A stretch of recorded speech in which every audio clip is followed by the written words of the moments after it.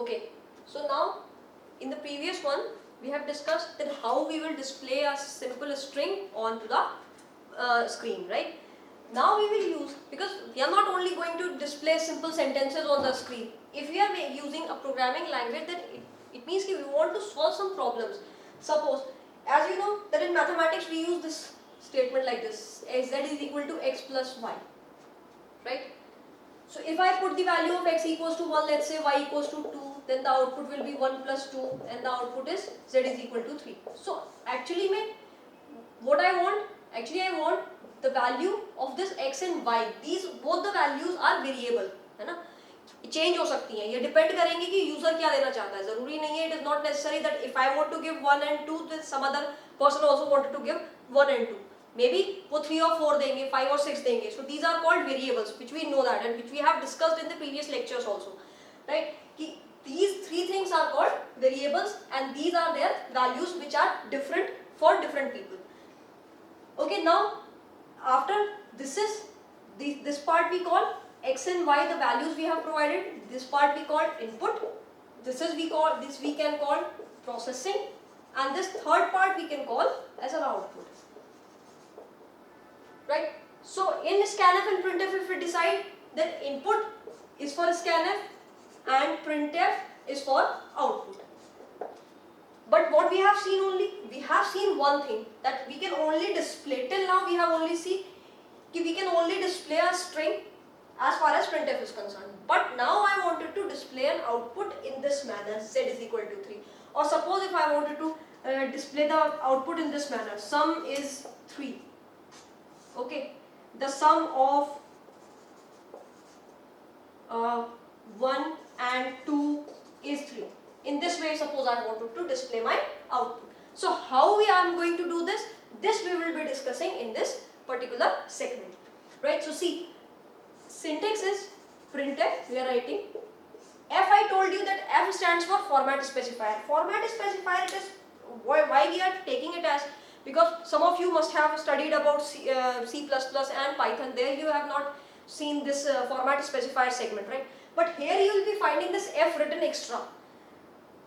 It is written because at every step we have to tell to the compiler that which type of output or input we want to give or get from the system. Okay. Suppose if I have written here, if you can see these two values are integer values. So initially when I told you about the variable declaration, there I have told you that if you write x comma y, then it shows that it is an integer values, and z will be an output, it is also an integer. But what we have to do, if we are using the C programming language, then at every step we need to tell to the compiler that output should come in integer form, input should be provided in integer form. Every time we have to tell. It is not necessary that once we declare that variables are in integer type, so it will be done. No. At every step I have to tell them that yes, this x will contain an integer value, this y will contain an integer value, and the z, the output will be an integer value, because it is all simple mathematics, right? So how I am going to write it? You can see this. Suppose I write, so here you can write string with format specifier of output variable, suppose. Okay, and enclosed within double quotes and then comma. Okay, and then you will be writing output variable.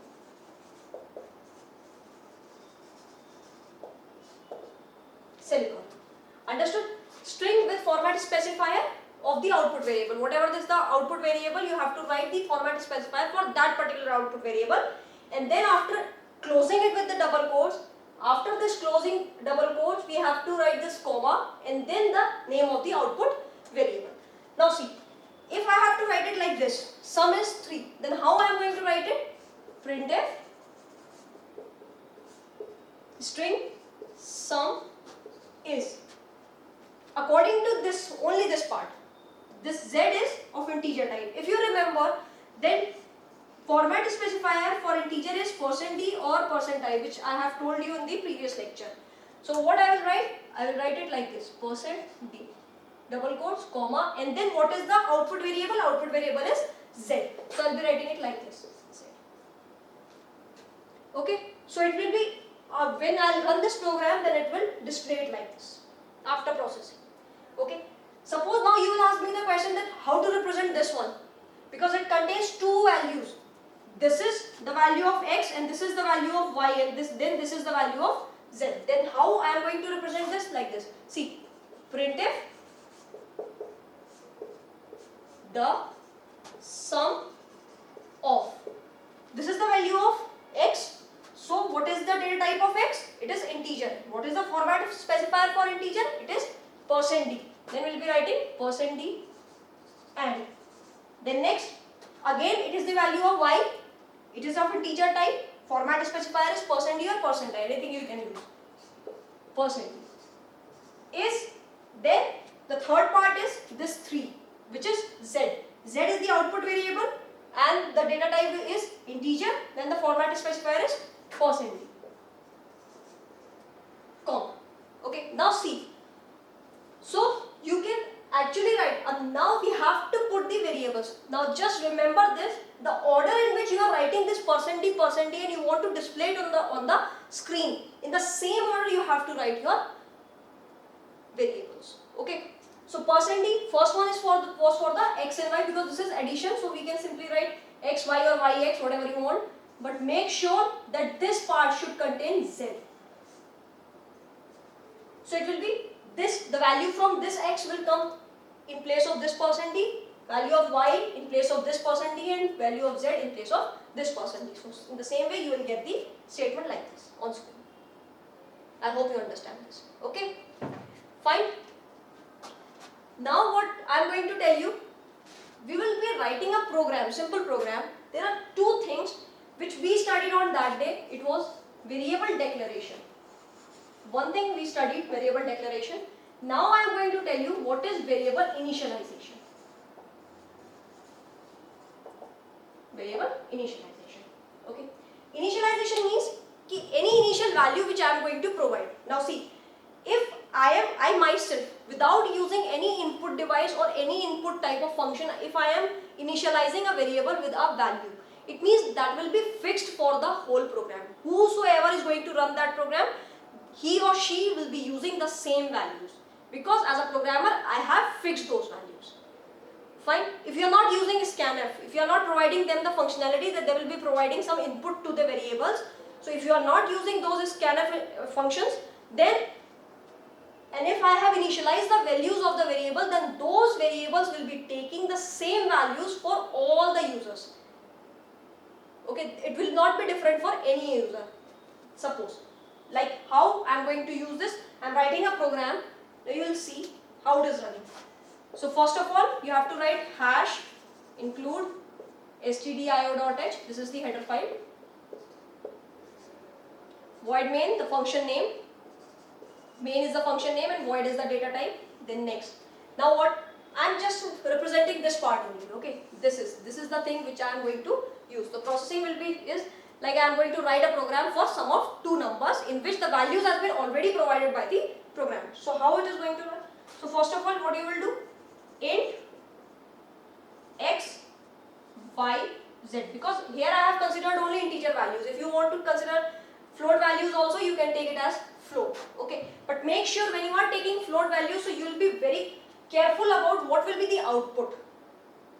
Okay, because adding an integer to integer, it will give you integer output, but adding an integer to the float, it might give you a floating output, and it will give you a floating output because float 4 bytes, integer is 2 bytes, so the conversion will be in 4 bytes. So make sure that if you are adding and you will be getting the output, then think once that in which data type you will be getting the output. Okay, so be careful with that. Now I have declared these values. This section is called variable declaration. This is called variable declaration. Now what I am going to do, suppose I have written x equals to 1 semicolon and y equals to 3 and then semicolon. This part is called variable initialization.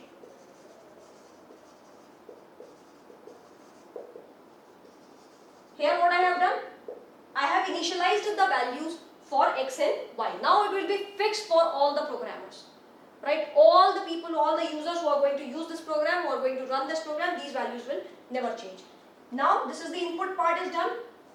Z is equal to x plus y. In previous lecture I have told you that in mathematics x plus y equals to z and z is equal to x plus y is same, but in C programming z is equal to x plus y is the valid statement. Don't write it like this. It is wrong. Okay. So z is equal to x plus y, this is the processing part. Now I wanted to print the output. Suppose I wanted to print the output in the same way. So I will be writing it like this. Printf the sum of %d and %d is %d, and the order is, firstly I am taking x, then I am taking y, then I am taking z, semicolon, and this is the end of the program. Okay, that's how it is running. Now see, what is happening, if I have to discuss these three things, you can understand, right? Here I am not giving a chance to the user to decide the input. I myself as a programmer is giving the inputs. So it is fixed for all. Okay, so every time I am running the program, every time any other user is running the program, different users are running the program, the same output will come, which is 4. How is it going? X, in place of x it will be 1, in place of y it will be 3, then 1 plus 3 is equal to 4, and then the output will be displayed. So output will be like this. The sum of 1 and 3 is 4. Okay. Now, if I want to, because here in the earlier part, I have told you that the compilation process starts from here. In the earlier lecture, we have discussed that what compiler does, because this is the high level language. This is written in English. I mean, it is very easy for you to understand that what does it mean. Include means that you have to include the stdio header file so that these functions will work. Printf will work. Okay, this we know that. Hash, I have told you it is a preprocessor. I mean, preprocessor means that before the process of compilation, this part is already converted into the object code. Okay. That lecture, I also told you that there will be 3 types of file, which is source file with the extension .c. There is an object file with an extension of .obj. There is executable file, which is the final file, which is .exe. Right? These 3 are the files. So source file is this. This is the source file. Now what is object file? Object file is the process of compilation. Object file is created during the process of compilation. This compiler will create an object file, which is in bytecode, which is in binary language 0 and 1, which is understandable to the computer, and then finally an executable code is generated. But now the question will arise in your mind that if the object file is created, then what is the need of this executable file? What this executable file will do? See, object file. This object file is created when the program was running during this process, this compilation process. One object file is created for this. Suppose object 1. Okay.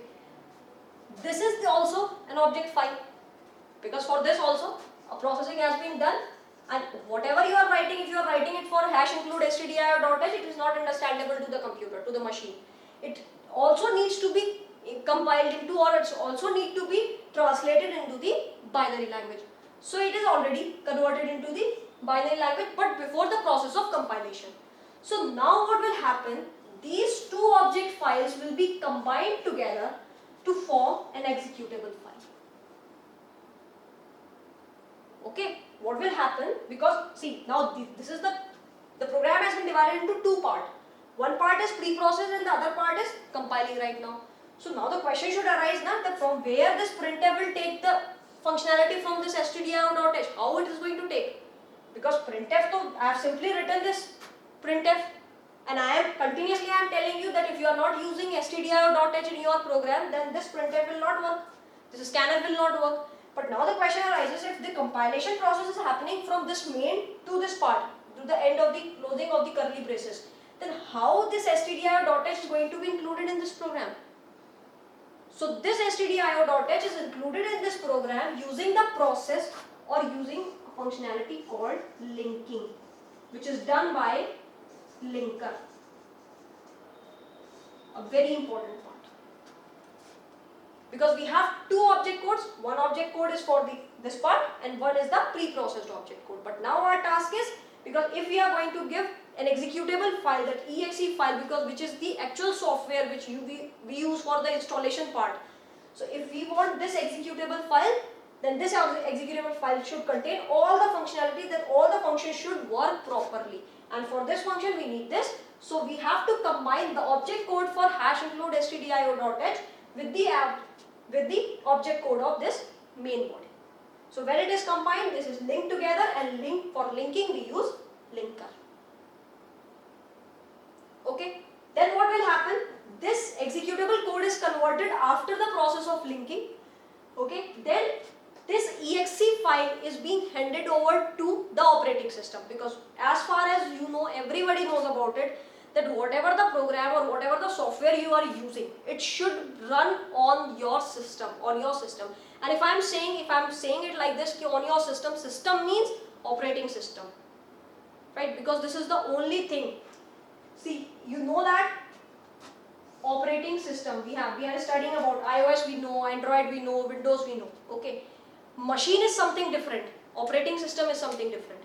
Machine needs or understands only one language, which is the machine 0-1 binary language. Okay, but we only understand this English, Hindi, French, or whatever the language is.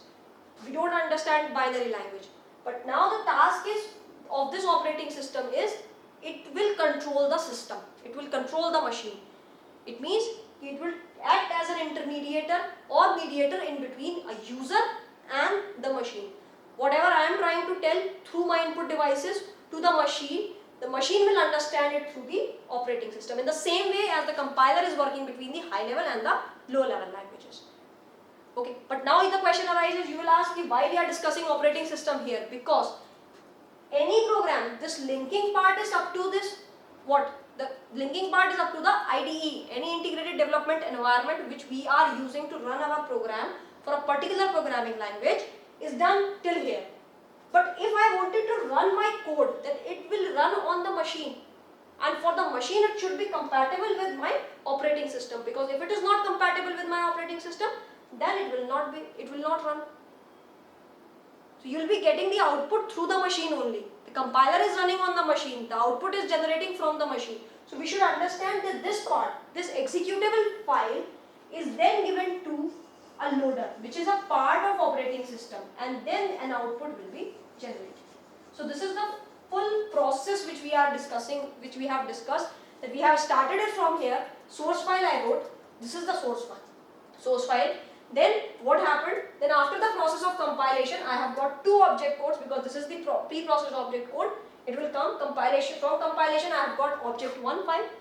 Then executable file, after the process of linking, object1 and object2 is combined together to generate an executable file, and then this executable file is handed over to the loader, which is the part of operating system, and then an output is generated. Okay, so how many things I have told you? In this particular section we have discussed about compiler, we discussed about linker, we have discussed about loader. We discussed about the three types of file which will create. When you will start learning the C programming language and you start running it on the system, then you will find that three types of files will be created. First file, source file. When you are writing your program, initial program, you will be saving it with the extension of .c. Then after the process of compilation, you will be seeing that wherever you have saved the file, there will be another file with the same name converted, but the extension is .obj. And then the next file, when after the process completes, then you will get .exe file, which is the executable file, which is the file.